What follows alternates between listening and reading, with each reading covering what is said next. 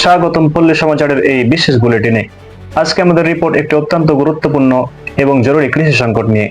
একটি মুরগি ডিম দিতে রাজি নয়, আর তাতেই স্থানীয় এক কৃষক তার সমস্ত কাজকর্ম ফেলে রেখে ধর্মঘটে বসেছেন। এই নিয়ে বিস্তারিত রিপোর্ট করতেছেন আমাদের রিপোর্টার মোহাম্মদ সোহেল রানা। আমি এখন দাঁড়িয়ে আছি গফুর আলীর বাড়ির সামনে। দেখা যাক এই জটিল সংকটের মূলে কি রয়েছে। চাই ডিম চাই ডিম চাই ডিম চাই ডিম চাই ডিম চাই ডিম চাই ডিম চাই।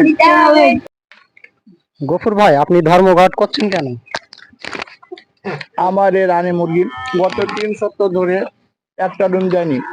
তাকে আমি অনেক পুষ্টিকর খাবার খাওয়াই, এমনকি তাকে ফ্যানের বাতাস দিই। অনেক পরামর্শ পরে সে ডিম দিতে রাজি হয় নাই, তাই আমি ধর্মঘটে নেমেছি। গফুর ভাই, আপনি মুরগির ডিম পাড়ার জন্য কি পদক্ষেপ নিয়েছেন?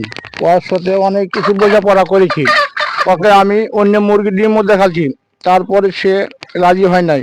তো যতদিন পর্যন্ত ডিম না দিবে আমি ততদিন পর্যন্ত ধর্মঘট থেকে আমি উঠবো না।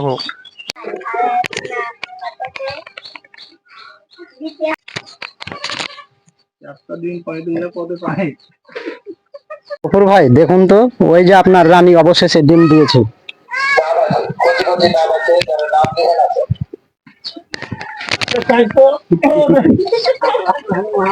অবশেষে ডিম দিয়ে ছাড়লো। যাক, আমি আমার ধর্মঘট তুলে নিলাম। এভাবে একটি ডিমের জন্যই শুরু হওয়া সংকটের শান্তিপূর্ণ সমাধান হলো। গফুর ভাই ফিরে পেলেন তার আশার ডিম, আমরা ফিরে পেলাম লেসন। ধৈর্য রাখুন, ডিম নিজেই চলে আসবে।